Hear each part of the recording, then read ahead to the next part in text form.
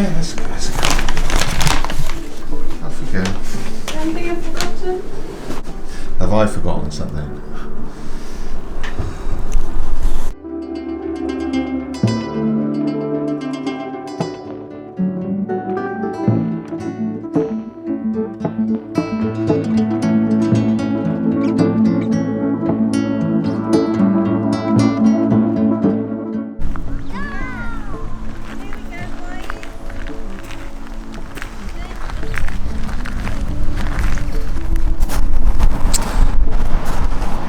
I'm in Wroxeter, which is in Shropshire. It's an old Roman. It's a Roman city. It was one of many Roman cities to be abandoned, and then well, not many. Some Roman cities were abandoned and then not reused again.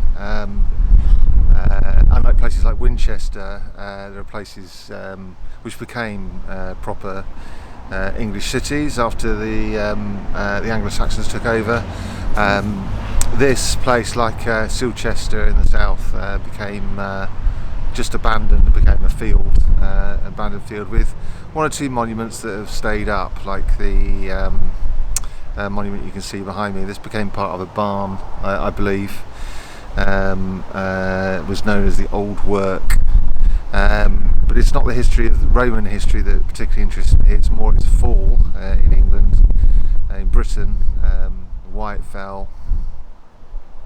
Did it survive in any way after the Anglo-Saxons started to tear up Britain, take over and become England? Well, it took them 200 years to fully take over, and I think to support that romantic idea, some of our historians and archaeologists have suggested parts of urbanised Roman civilization survived in England. Wroxeter was an example of that. The research since suggests it might be some very scholarly wishful thinking, that urban life collapsed. Probably not because of the Anglo-Saxons. More to do with during the 4th century, Britain was right up there for rebellious, crowning rebel emperors, and it's that movement of troops to the continent. So a new Roman emperor would be crowned here, a rebel emperor, a pretender to the throne, and then would take the army and go south. And that happened to it just took all resources. You can't blame when the Anglo-Saxons started to harass, and the Picts and the Irish, I believe, started to harass Britain, that you can hardly be surprised if the Roman authorities said, no, we're not coming to your aid, you've not been a complete pain.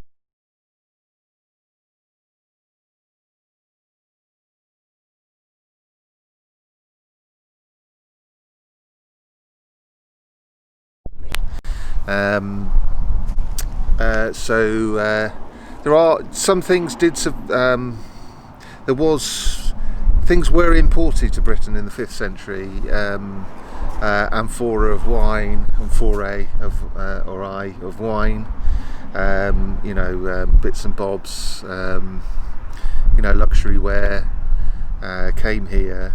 So some aspects of civilized behaviour survived, but they're probably not the baths and the basilicas and the urbanized civilization economy. It looks like the tyrants that Gildas talks about, set up their palaces in the country, fortifications, and civilization, Romanized civilization, came to an end.